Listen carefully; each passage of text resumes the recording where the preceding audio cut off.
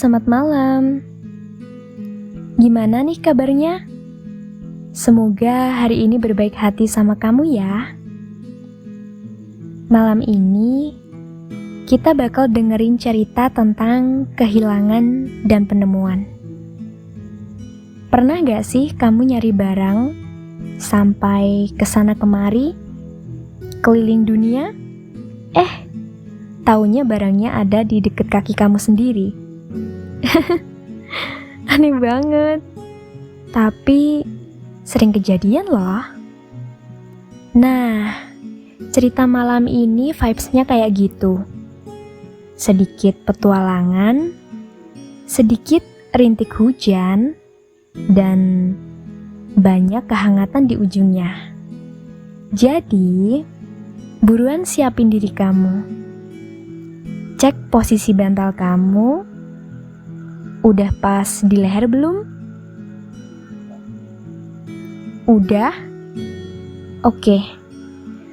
Selimutnya tarik dikit lagi biar nutupin bahu. Terus, lemesin jari-jari tangan sama kaki.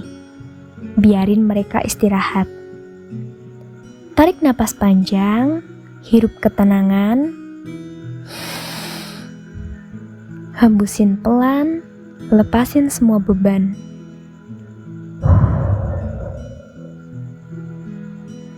Udah siap? Oke. Mari kita masuk ke dunia Thomas.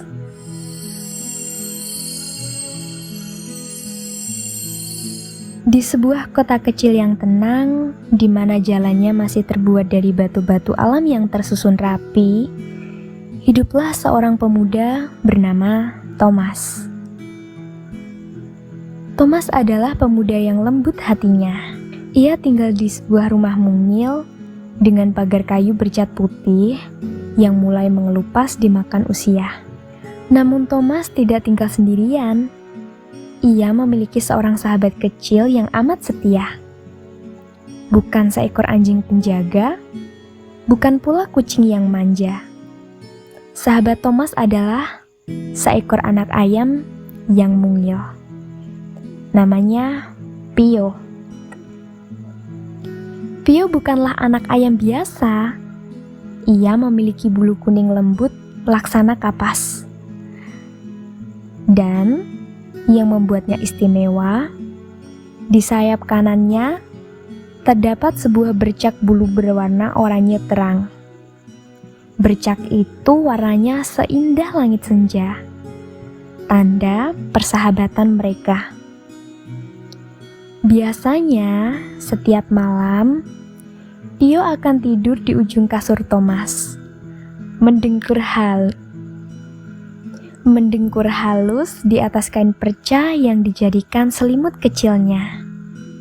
Namun pada suatu pagi yang cerah, Thomas terbangun dengan perasaan janggal. Sinar matahari menerobos masuk lewat celah jendela, menyinari ujung kasur. Kosong. Kain perca itu dingin. Tidak ada gumpalan bulu kuning di sana. Thomas mengucek matanya, mengira ia masih bermimpi. Pio, panggilnya pelan. Hening. Tidak ada sahutan ciap-ciap yang biasa menyambut paginya. Jantung Thomas berdesir cemas. Ia segera menyingkap selimutnya. Ia melongok ke kolong tempat tidur.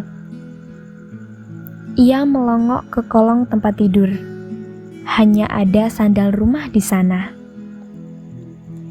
Ia memeriksa lemari pakaian, memeriksa laci meja, bahkan memeriksa ke dalam sepatu bootsnya. Nihil.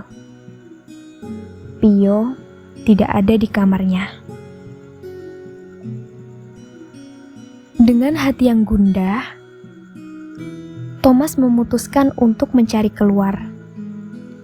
Ia mengenakan jaket woolnya, lalu melangkah keluar rumah. Udara pagi itu sebenarnya sangat segar, beraroma embun dan rumput basah. Namun Thomas terlalu cemas untuk menikmatinya. Langkah kakinya membawa ia menyusuri jalan setapak menuju pusat kota. Tempat pertama yang ia lewati adalah toko roti Paman Ben. Aroma ragi dan roti panggang menguar kuat dari cerobong asapnya. Biasanya, Thomas akan berhenti untuk membeli roti kismis. Thomas mengetuk jendela kaca toko. Paman Ben yang sedang mengaduk adonan melongok keluar. "Paman Ben," tanya Thomas dengan napas terengah. "Apa Paman melihat Pio, anak ayamku yang punya tanda oranye di sayapnya?" Paman Ben menyeka tepung di dahinya, lalu menggeleng prihatin. "Maaf nak Thomas, Paman dari subuh hanya melihat tepung dan telur. Tidak ada anak ayam di sini." Thomas tersenyum kecut, mengucapkan terima kasih, lalu melanjutkan langkahnya.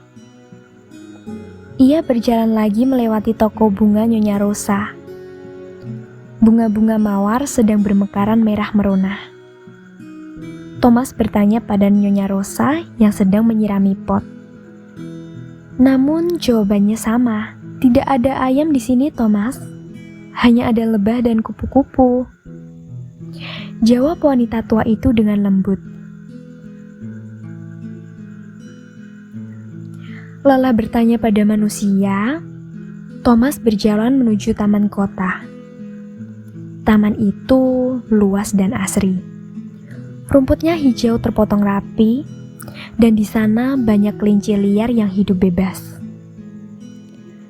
Thomas duduk berjongkok di dekat semak. Seekor kelinci putih dengan hidung yang tak henti bergerak menatapnya. "Halo kelinci," bisik Thomas putus asa. "Apa kamu melihat temanku? Dia kecil sepertimu, tapi kakinya 2. Si kelinci hanya menatap Thomas dengan mata bulatnya yang hitam. Telinga panjangnya bergerak-gerak menangkap suara angin. Tentu saja, kelinci itu tidak bisa bicara.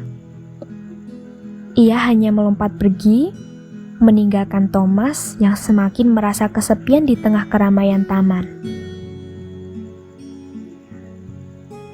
Thomas tidak menyerah. Ia bangkit berdiri. Sebuah ide menyala di kepalanya. "Jika aku tidak bisa menemukannya sendiri, aku akan minta bantuan seluruh kota," pikirnya. Ia berlari pulang sebentar, bukan untuk istirahat, tapi untuk mengambil peralatan. Di meja belajarnya, Thomas menggelar kertas-kertas putih. Ia mengambil krayon-krayon warnanya. Dengan telaten, ia mulai menggambar. Srek, srek, srek. Suara gesekan krayon di atas kertas terdengar memenuhi ruangan.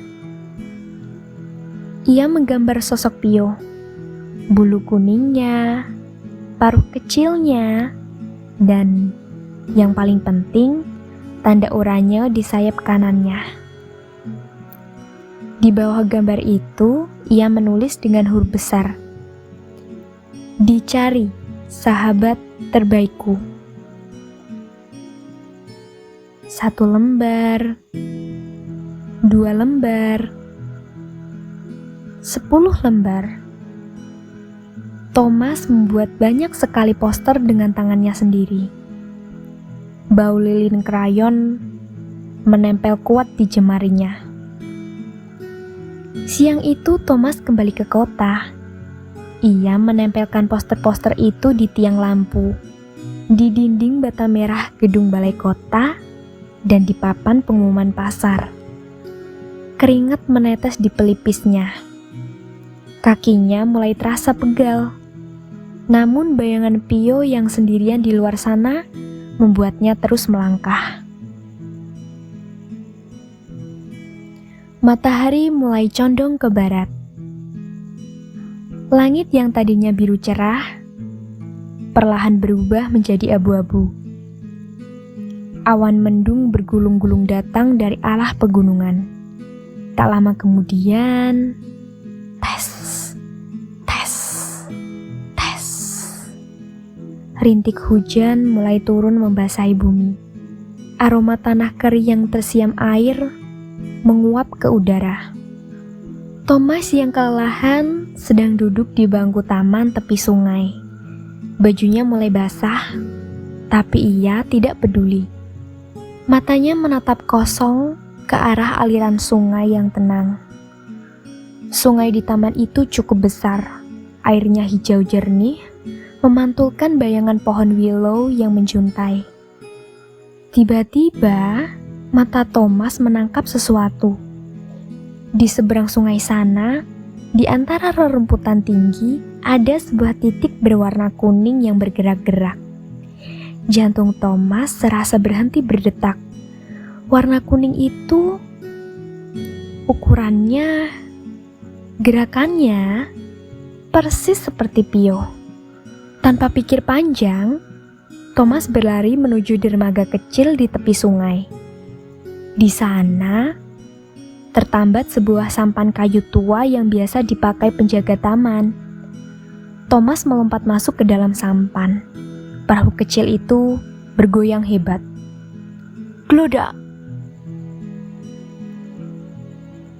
Hujan turun semakin deras, menyamarkan pandangannya. Thomas mengambil dayung kayu. Ia mulai mendayung sekuat tenaga menyeberangi sungai. Kecipak, kecipuk, kecipak, kecipuk. Suara dayung membelah air beradu dengan suara hujan yang menderu. Matanya terus terkunci pada titik kuning di seberang sana. Sosok itu tampak ketakutan, beralik kecil di pinggir air. "Tunggu Pio, aku datang!" teriak Thomas. Suaranya kalah oleh angin. Semakin dekat, perahu Thomas semakin melaju kencang. Namun, karena terlalu terburu-buru, dayung Thomas membentur batu di dasar sungai. Dup! Perahu itu oleng ke kanan. Thomas kehilangan keseimbangan. Tubuhnya miring dan biur. Lengan baju Thomas basah kuyup tercelup ke sungai. Perahu itu nyaris terbalik, namun untungnya Thomas berhasil menyeimbangkannya lagi. Dengan napas tersengal dan lengan yang basah kuyup kedinginan, Thomas akhirnya sampai di tepian. Ia melompat turun ke lumpur sungai. Ia mendekati sosok kuning itu dengan hati-hati. Ia mengeluarkan tangannya yang gemetar. "Pio," sosok itu berbalik. Lalu Thomas terdiam. Itu memang seekor anak ayam. Warnanya kuning, ukurannya sama. Tapi saat Thomas memeriksa sayap kanannya, polos. Tidak ada tanda oranye di sana. Tidak ada tanda senja milik Pio. Anak ayam liar itu menciap kaget, lalu berlari masuk ke semak-semak, mencari induknya. Thomas berdiri mematung di tengah hujan. Air hujan bercampur dengan air mata yang mulai menetes di pipinya. Itu bukan Pio. Dengan langkah gontai, Thomas mendayung kembali perahunya ke dermaga asal. Ia mengikatkan tali perahu dengan simpul yang lemah. Harapannya seolah hanyut terbawa arus sungai. Thomas berjalan pulang ke rumahnya, dan hujan masih turun juga. Tapi kini lebih lembut. seolah ikut bersedih bersamanya. Sepatu bootsnya terasa berat karena lumpur. Srek, srek. Setiap langkah terasa jauh sekali. Ia membayangkan malam ini harus sendirian. Tidak ada dengkuran halus di ujung kakinya. Kamarnya akan terasa sangat sepi dan dingin. Sampailah ia di depan pagar rumahnya yang berwarna putih. Langit sudah mulai gelap. Lampu teras rumahnya belum dinyalakan. Thomas menaiki tangga teras dengan lesu. Tangannya memegang gagang pintu yang dingin. Namun, tepat sebelum ia memutar kunci, ciap, ciap. Telinga Thomas bergerak. Ia berhenti bernapas. Suara itu, ia kenal betul suara itu. Suaranya bukan datang dari dalam rumah, tapi dari arah samping teras. Ciap, ciap. Suaranya makin jelas dan terdengar menuntut. Thomas langsung berbalik badan. Matanya menyisir pot-pot tanaman ibunya yang berjajar di teras. Di sana, di balik rimbunnya tanaman pakis yang kering, ada sebuah kepala kecil berwarna kuning menyembul keluar. Matanya hitam kecil menatap Thomas dengan tatapan polos, seolah bertanya, "Kamu kemana saja? Aku lapar." Thomas langsung berlutut. Ia menyibakkan daun pakis itu. Dan benar saja, di sana, sahabat kecilnya sedang berteduh dari hujan. Thomas melihat sayap kanannya. Ada bercak oranye di sana. Bercak jingga yang paling indah di dunia. Ternyata, Pio tidak hilang jauh. Ia hanya bermain di halaman. Lalu, ketiduran di balik pot tanaman dan terjebak hujan sehingga tidak berani keluar. Sementara, Thomas sudah mencarinya ke seluruh penjuru kota, menyeberangi sungai dan menerjang badai. Sementara Pio ada di teras rumah, menunggunya pulang. Thomas tertawa sambil menangis. Ia meraup tubuh mungil itu ke dalam pelukannya yang hangat. "Dasar nakal," bisik Thomas. "Aku mencarimu kemana-mana." Pio hanya menggesekkan kepalanya ke dada Thomas yang basah, mencari kehangatan. Malam itu, Thomas dan Pio masuk ke dalam rumah. Thomas mengeringkan bulu Pio dengan handuk lembut yang hangat. Gosok, gosok. Pelan sekali. Ia juga memberi Pio makan biji-bijian ekstra banyak malam itu. Hujan di luar masih turun, mengetuk kaca jendela. Tik, tik, tik. Tapi di dalam kamar Thomas, suasananya hangat dan damai. Lampu tidur sudah dinyalakan, memancarkan cahaya oranye yang begitu lembut. Thomas berbaring di kasurnya, menarik selimut sampai ke dada, dan di ujung kakinya, di atas kain perca, Pio sudah melingkar nyaman, siap untuk tidur. Dengkuran halusnya kembali terdengar. Kini, Thomas tersenyum, hatinya penuh. Ia pun memejamkan mata. Ternyata hal yang paling berharga seringkali berada di tempat yang paling dekat dengan kita.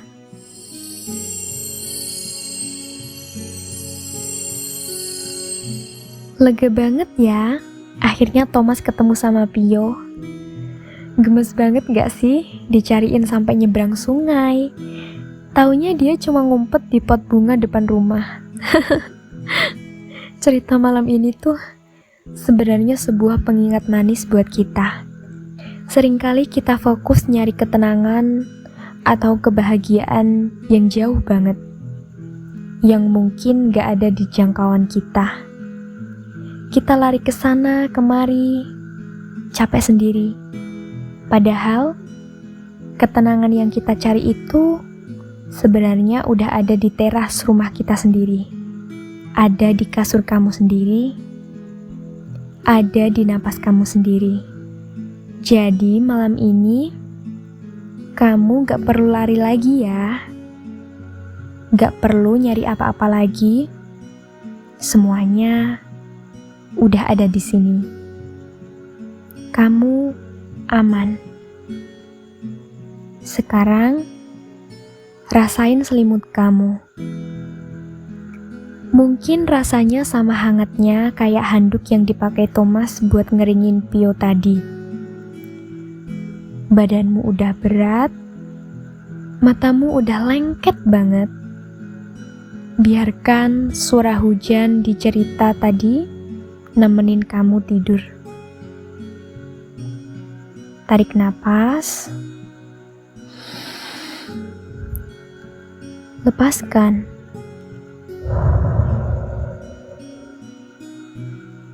Tidurlah. Mimpi indah. Selamat malam.